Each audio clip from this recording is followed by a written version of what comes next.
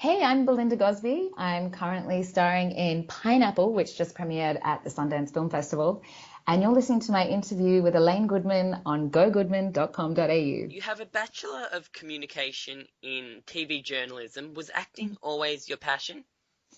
It was this thing that always sat in the back of my mind, and I did all the things I thought I was supposed to do, like decide where to go for university and do something that sounded smart to do for university. And that's not to say I didn't love journalism. It's something I've always been interested in, like TV journalism especially. So I did choose something I liked, but I didn't really listen to what I really wanted to do at that time.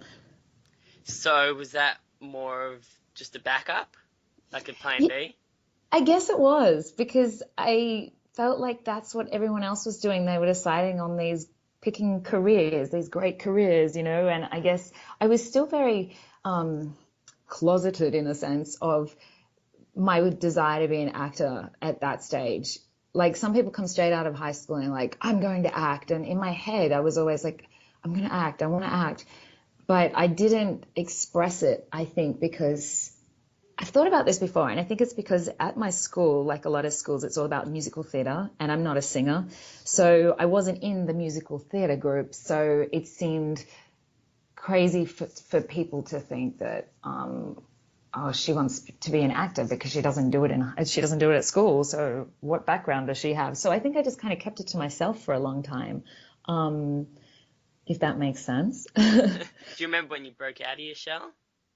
Yeah, I went off to university in Canberra, and as soon as I started, I joined the theatre group, the theatre club, and started doing plays. And spent all my spare units on studying theatre, studying acting, doing anything remotely related, and that was a big kind of wake up for me because they were the classes I was really excited to go to.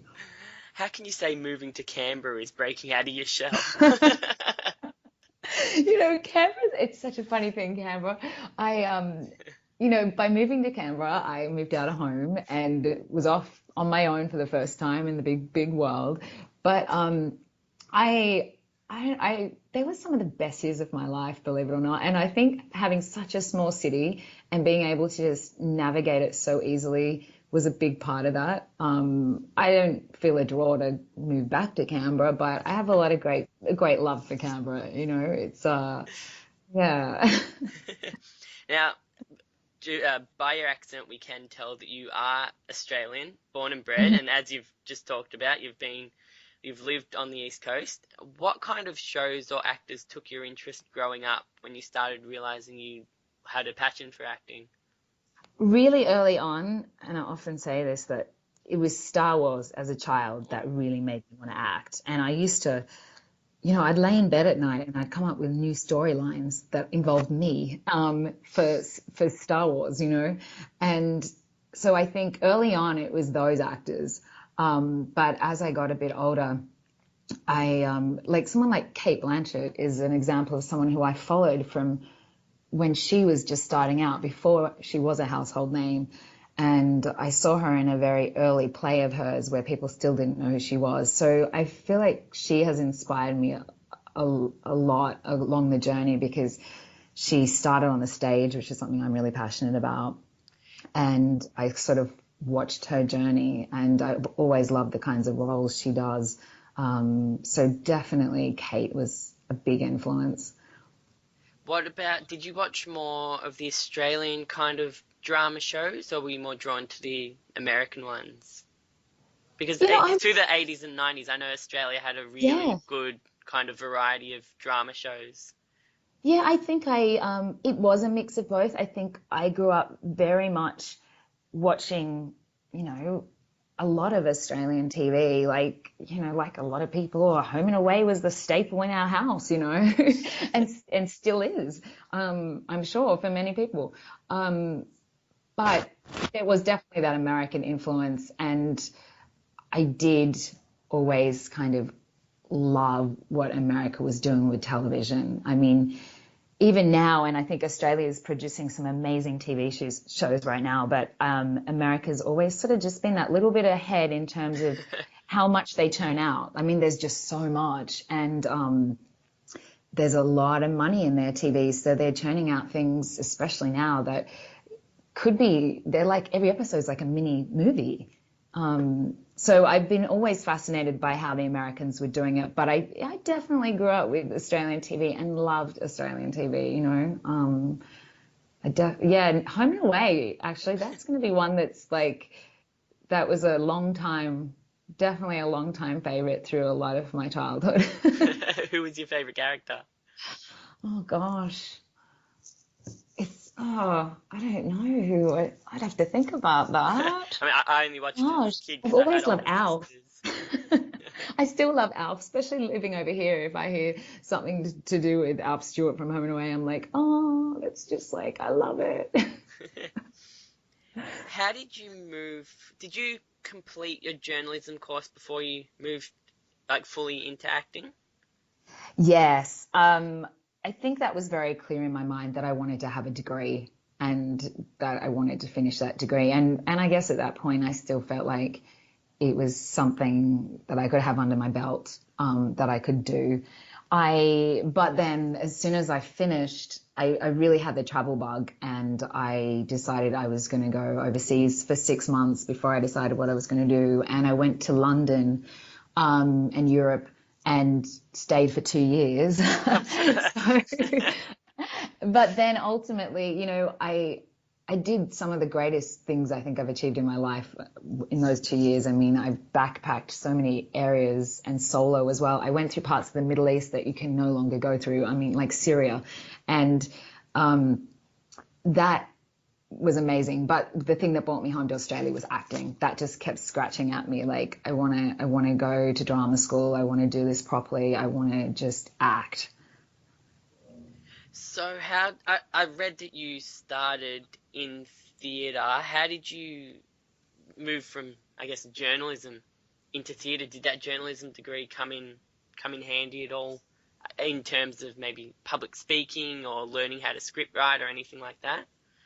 Yeah, I think all of that, because I also, while I was at uni, I started training with someone to kind of be better at kind of, I think it was twofold. At first in my head, it was like, I'm going to train with her to get better at being a TV journalist, you know?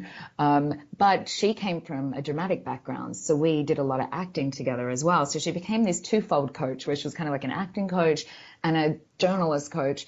And through that, so there was that part of it. And then I also find that I'm a screenwriter as well, and I've actually written my whole life. It's something I've always loved to write stories, and I do think studying journalism has also fed into that writing thing too. I mean, there are different types of writing, but it's all writing, and that having that background and studying communications and writing, I mean, I think it all comes full circle. In terms of theatre itself, I mean, certainly when I was at uni and started doing all these theatre units, that was my first time on stage properly, and that was the start of theatre for me. And then it was when I finally went to drama school that I really was immersed in theatre constantly and haven't looked back from then. I mean, that's still, I always said film was my first love, but I've realised I can't live without theatre because it's just so important to me. And that's common for a lot of, especially Australian actors. They start in theatre. In America, they either start in theatre or they start in stand-up comedy. In Australia, a lot of the actors start in theatre and even continue in theatre. So is the jump from theatre to TV hard, or is it easier than you would have expected because it's not live? I think it's hard in the sense of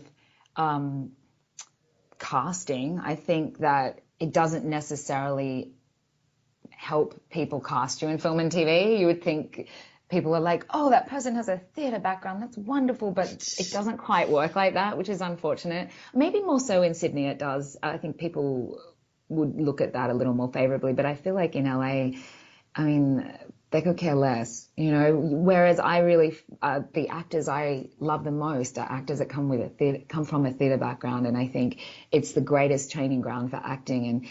And in LA, I mean, you know, you have a lot of people that just come here because they want to act and they've never acted before and they want to make it, and you know, they throw themselves into TV and film kind of classes, but I feel like if you just go back and start at the root, at theatre, it just gives you the best training you could ever ask for. And I still feel very strongly about that. You appeared in a number of Australian TV shows and movies before you broke into the American market. Did you always have your eyes set on Hollywood?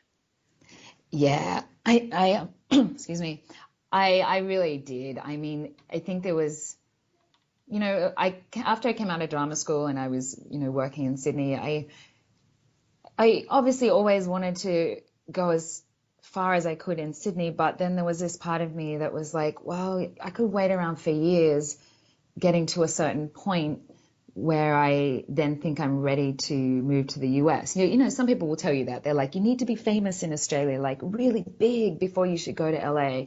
And there's two schools of thoughts on that. But I was like, you know, I really, really have always wanted to work in the American industry, and it was very exciting for me. And I just took that chance. I just decided to come here for 3 months and check it out, see if I liked it, see if I'd want to live here. And that trip just set it in stone for me. I was like, I am itching to go back. I have to just go and give it a go or I'll regret it, you know. So I and sort of to do with your question with that, I mean, you come here and no one really cares about your Australian credits. I mean, I think if you're a, you know, Chris Hemsworth or something who's been on a TV show for years and years in Australia, then they probably are going to look at that. But mostly, you know, they don't really care about your credits too much elsewhere as long as they feel like they can cast you here.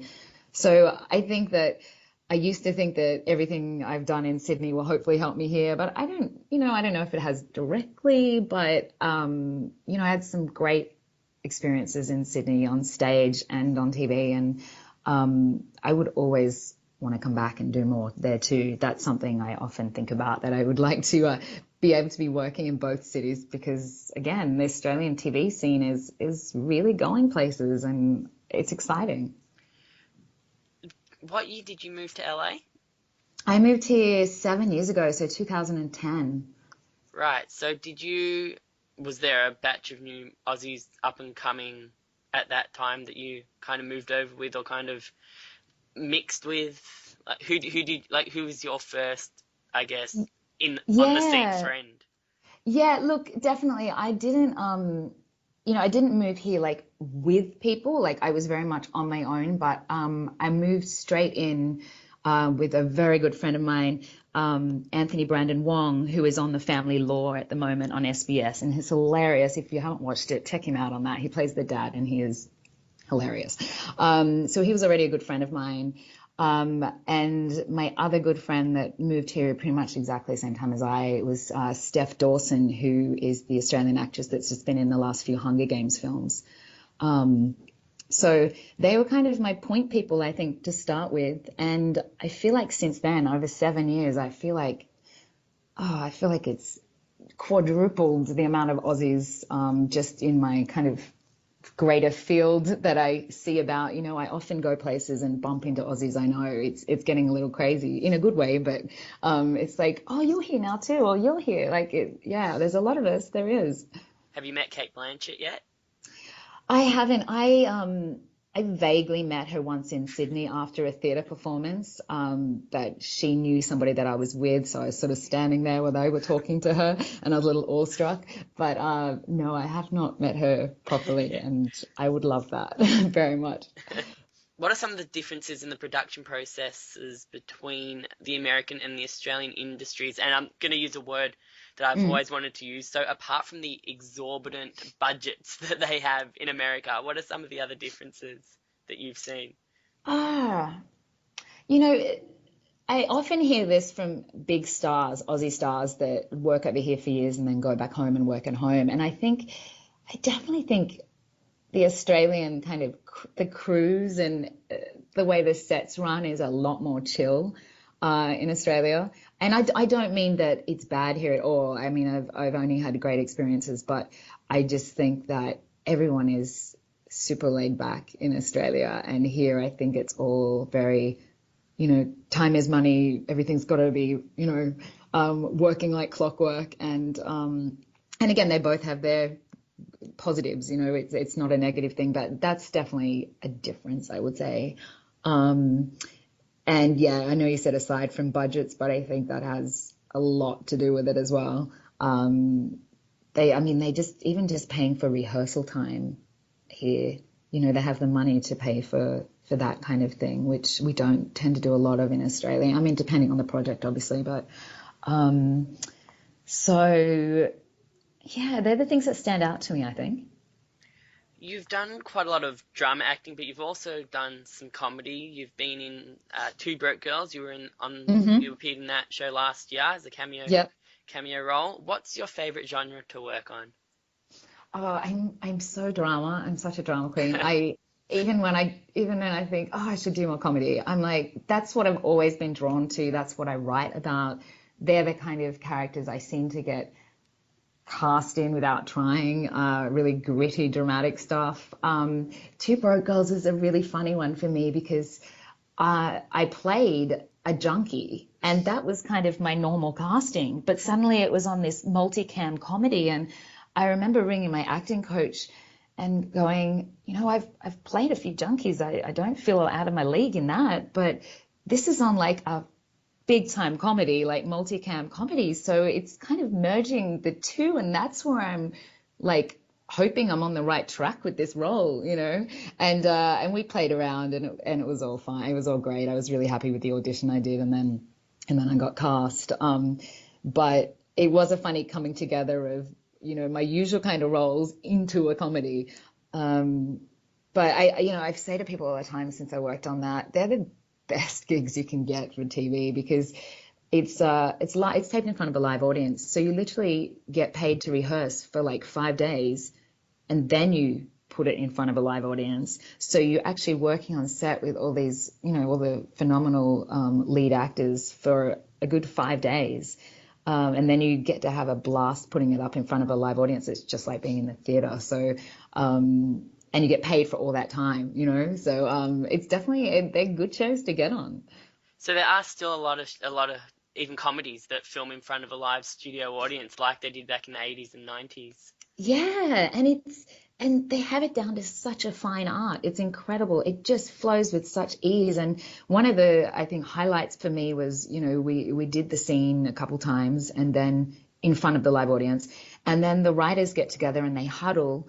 And they decide if they think something could be written a bit different or they could tweak it somehow. And then we come back and we huddle as actors and writers. And the writers will be like, okay, Belinda, this time I want you to throw this line in and then finish on this line and do this. And so you're sitting there kind of in the moment with the whole live audience there thinking, oh, I hope I remember that. I hope I remember that. But it makes it funnier. They just find where the writing needs tweaking on the spot. And that was a really cool process. So you've worked on Australian TV, you've worked on commercial TV in America, you've worked on movies with Joaquin Phoenix, Chris Pratt, Leonardo DiCaprio, Clint Eastwood, Naomi Watts, and Judi Dench. Now you've had we could be talking for 2 hours if you wanted to go through all of that, but now you've had a success at Sundance with your own independent TV pilot called Pineapple. Can you tell me a bit about Pineapple? Yeah, Pineapple started as this tiny little pilot that was very independent. It wasn't coming out of a studio or anything like that. The writer-director was a recent AFI, American Film Institute grad. And from the moment I read the script, I was like, this is the best script I've read in I don't know how many years. Like I was just blown away by it. And so I went and auditioned and really, really wanted the part and got the part. And we went up and we filmed in this tiny little mining town in Northern California for a week. And there's like a population of like 200 people and they were like all our extras. And, it was an awesome experience. And I knew it was going to be good, and I saw some of the rushes, and I was like, looks beautiful. It's stunning. But then, like anything, you finish on it, and you kind of just have to let it go until you hear more, because you just kind of, for your own sanity, have to let stuff go. And then right at the end of last year, so a good 10 months from when we'd shot it, word came through that we'd been accepted into Sundance, and they never used to do pilots at Sundance, but it's a new thing. And that was incredible, because finally people were going to see our pilot at Sundance, which I will add has been the one festival I've always wanted to go to. It's my favorite. Independent film is my favorite thing. That's where I want to work the most. So to go there was very exciting. And right, I think 2 days before Sundance began, we actually got word that we'd been acquired by Black Pills, which is a new digital network out of France.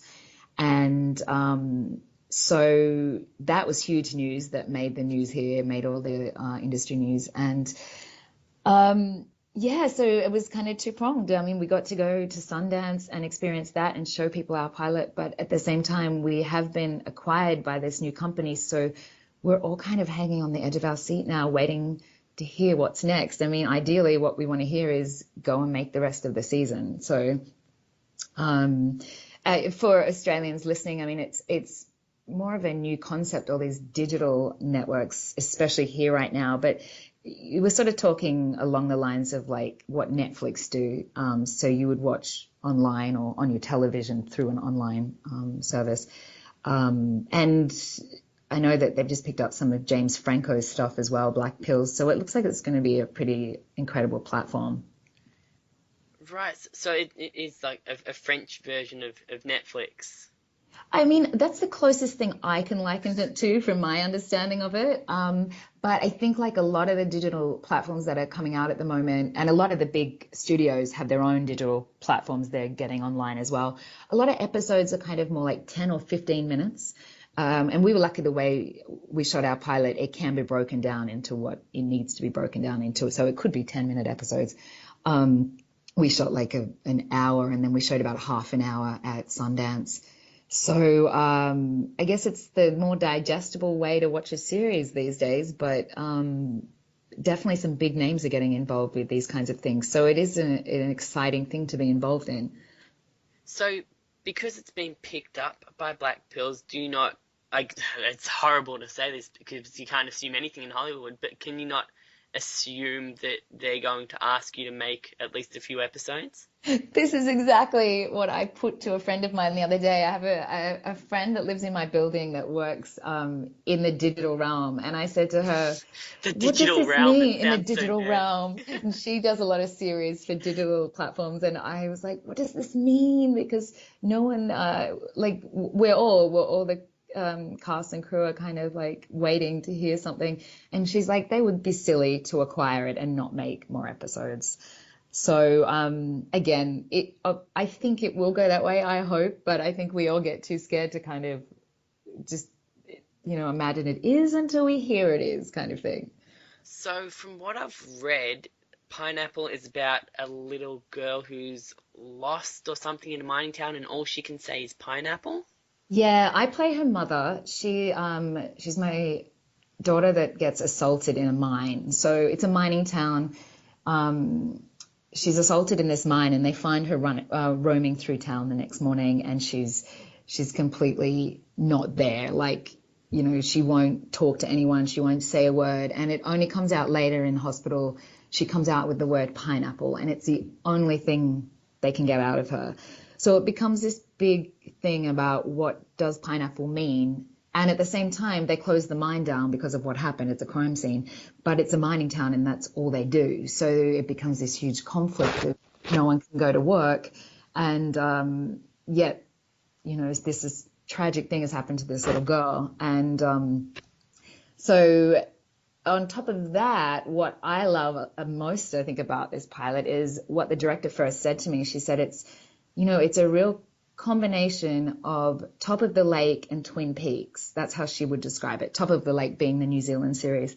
And it really does have that kind of eerie, unsettling something's not quite right about this town kind of vibe about it. And that's one of the things I really love about it, because it's not just a mystery, it's not just a thriller, it's kind of got its quirkiness as well. So I think that's what makes it a little different, you know? Can I ask a bit of a personal question? Yeah. Is this the first time you've been cast as a mother? I think that's a really good question. Because sometimes that can be a bit confronting for some actors or actresses when they get cast as Yeah, parents. I think, you know, I've done a lot of auditions as a mother, but I think this may be the actual first major thing where I've actually played one. And the funny thing is, you know, and this is the way Hollywood works too. When you actually break down the age differences between the different generations in it, you know, in real life, you know, it's not quite as feasible. But I remember an agent once said years ago to me that, you know, if someone puts that they want a 30-year-old, then they actually kind of want like a 23-year-old that can kind of pull off 30 but looks really good for their age. And I was like, oh my gosh, Hollywood, you know. Um, but yeah, it was great. The guy that plays my husband is from Northern California, and he is a really massively towering guy who looks like a miner, and he's such a presence, and he was such a joy to work with as parents on this. So that was cool. So it's not a confronting thing for you or a big kind of milestone for you? No, I mean it may be, and it may be a milestone, but no, I didn't really. I think I was just so obsessed with the role and the writing, and I was like, you know, I'm in, you know, and she's my character is also very, you know, it's small town, but she's also one of those women who likes to dress nice and do her hair and makeup, you know, put her hair in curlers, and it's that kind of 80s thing, and I love that about her as well. As you mentioned, TV pilots are only a new thing at Sundance. How many other entrants were there at the festival this year? I think there weren't that many. We screened with just one other because we had quite long screenings, long pieces. And then there was the other screening, which had, I'm going to have to guess here, but maybe four, which means there may have only been about six in total. I'm really stabbing in the dark here because I've forgotten because they're broken up into different evenings and things. So, but I think it was only maybe five or six. So it wasn't that many, no. Did you get to see any of the others? Yes, I did, and we actually played with this one that was the polar opposite of ours. It's about it's kind of a very high school comedy, but it's about like these aliens as well, and it's kind of a horror. And I laughed. I mean, I laughed till I was pretty much crying. It was so funny. So it was really exciting to see someone else doing a really good pilot there that I wanted to see more of. I definitely want to see more of that. So. And so you mentioned that the show was picked up by a French streaming service. Will it be accessible anywhere else? Yeah, I hope so. I mean, this is them breaking into the US market right now. So I mean, I hope that it will be able to be accessed from Australia. I guess it's that thing sometimes where it depends on regions and if people are paying for it, and then how, you know, like Netflix, it took you guys quite a while to get Netflix after we had it here. You But guys, you're one of you us. guys, I know. But I was always trying to work out ways how my sister could somehow use my Netflix account from here. And then I was very happy when she actually could have her own Netflix. But yeah, so it's hard to say. I really hope that there will be a way to watch it, and I think it will come down to if it's a network you have to pay for or how that kind of works. But I'll definitely be finding ways to send it home if it's not if it's not playing there. That's for sure. Or like we have another streaming service called Stan as well, which I think may be linked through Channel Oh 9. yes, So you do. yeah, so we Yes. had another one, Presto, but they went bankrupt. They were linked with Okay. Foxtel, but we have Yeah. Stan, which I is have heard of Stan. I remember that from when I was home at Christmas. Yeah, so this is a good thing because it just allows for so much more content on television. yes, I'm guessing that's similar to like Netflix and Hulu in America. Exactly, Yeah. exactly. And it's no longer just the the big networks making TV, and at least here, the stuff that is on these streaming services like Hulu and Netflix and Amazon, they really can do what they want. There's no restriction. I mean, that's why, you no longer have to not swear and stuff. HBO can get away with all the swearing and nudity they like because it's theirs and they will do what they want to do, not what a network tells them to do. So that's fun. I think that's really exciting for actors. Are you a big swearer? Oh, not necessarily. Look, just in my own Aussie way, you know what we're like. And I think all in all, Americans don't swear as much as Australians, so I probably shock people sometimes just on purpose. But I just love that shows can kind of do what they want, say what they want, but I don't really care either way, no. Really, Americans don't swear as much. No, I find that it's a lot more conservative in that sense. I mean, I'm really generalizing here, but I just mean, people are brought up a certain way, and I'm not saying we're badly brought up in Australia, but I always love, I don't know, can I swear now if I say something? You can say whatever you want. Yeah, I was just love that Jim Jeffries, the Australian comedian, was on a talk show the other night, and he was just fed up with another person, which was Piers Morgan, actually. I think people in Australia don't always love Piers Morgan. He's the British commentator, but and just in the middle of it, Jeffries is just like, "Oh, fuck off, Piers," like in the middle of this talk show, and it was just so Australian. I was like, I love that. I love how he said that because that's just us, and I appreciated it.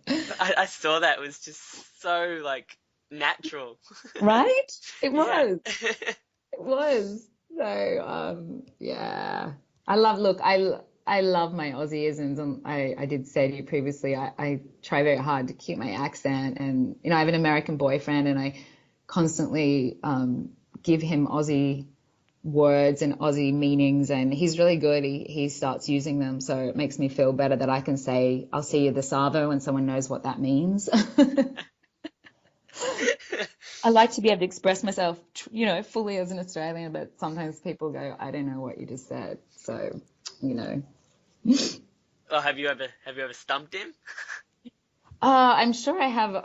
I'm sure I have at times. He's only learnt most of these words because he's like, I don't know what you just said. Like I did say something the other night, and I can't remember what it was, but I think I said it really fast and kind of mumbly as well. And he's just like, "Accent, I have no idea what you just said." How often do you get back to Australia? I've been really lucky. In 7 years, I've got there every year, and I don't think, no matter what it ends up costing, I still think I couldn't go longer than that. I need my Aussie dose every year. I usually come for 3 weeks, and I love coming in summer.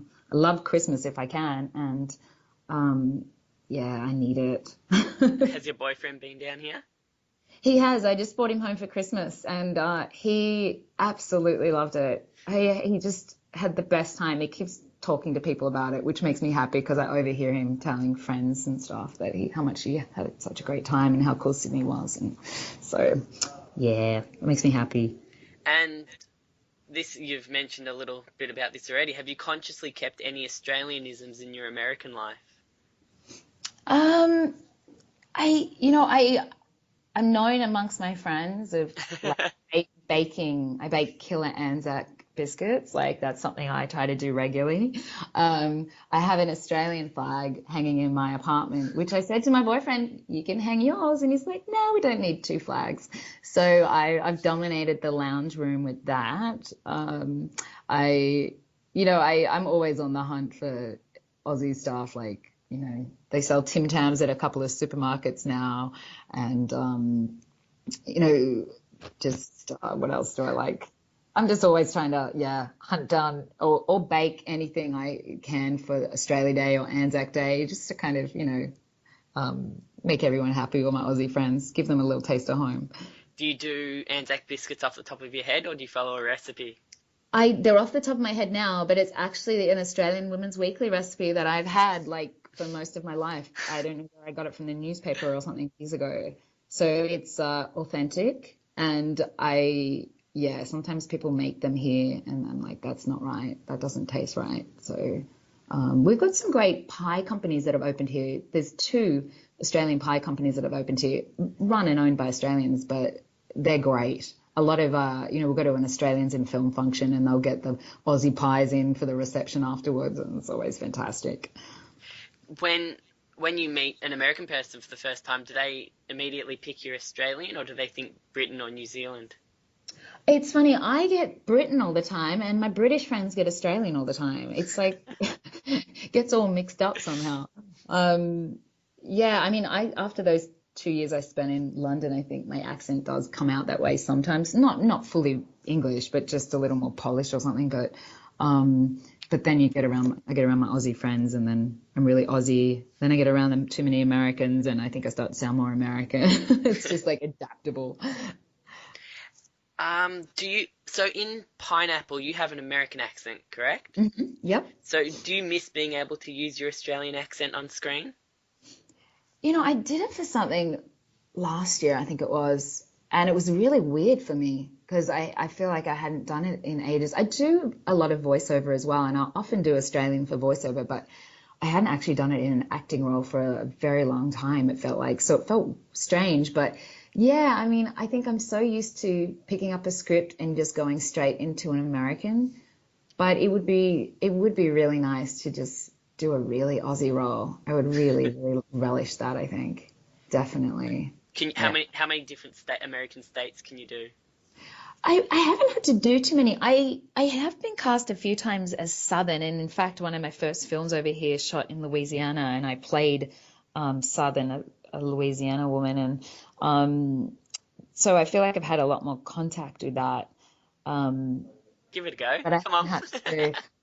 No, I feel like Kate Blanchett said this once, and I feel the same way. It's like on the spot, I feel like I'm terrible with Aw. accents, but then you give me you get me in my element, and then I'm like, actually, that's something that I think a lot of actors, Aussie actors, always talk about is, if you go into an audition here, what do you go in as yourself and hope they love Aussies, or do you go in as American and not let them know? And that's something lots of people have opinions on, but I tried to follow kind of Anthony LaPaglia's kind of rule of thumb, which was always go in as American, don't give them any reason to hear another accent, and then when you finish your audition, talk to them in Australian, and then they'll appreciate that you could switch between accents, So that's definitely how I try to do it. He does really good American accents, even British accents. Like when he was in Frasier, he did the best drunk British accent I've Oh, ever I heard. remember this. I remember this. I love him. I absolutely love him. I'm always curious to see what he's up to. Definitely a long time fan of Anthony. Have you met him? No, no, I haven't. And he's around. I think he's still living in LA. I know his wife has been at quite a few things I've been to in recent times, so he must be still around. But yeah, I haven't come across him. Yeah. And finally, where can people find you and keep up to date with you and with how Pineapple's coming along? Yeah, well, I'm on Twitter, just as my name, so Belinda Gosbee, which is Gosbee. I'm on Instagram as Goz22, and on Facebook you can find me under my name as well. But yeah, I'm definitely up to date, posting when news comes through about all my projects. So they're always good places to go. So you're social media savvy, as they say? I do. I like the main one I love is Instagram. I've always been into photography, and I love taking pictures of everything from food to landscapes to just my acting stuff. I really love Instagram. I love just photo documenting things. So yeah. Belinda, it's been an absolute pleasure. Thank you very much. I look forward to seeing how Pineapple goes, and I hope it does make it out to Australia one day. Thank you so Very much, soon. Elaine. Thank you. I've had so much fun talking to you.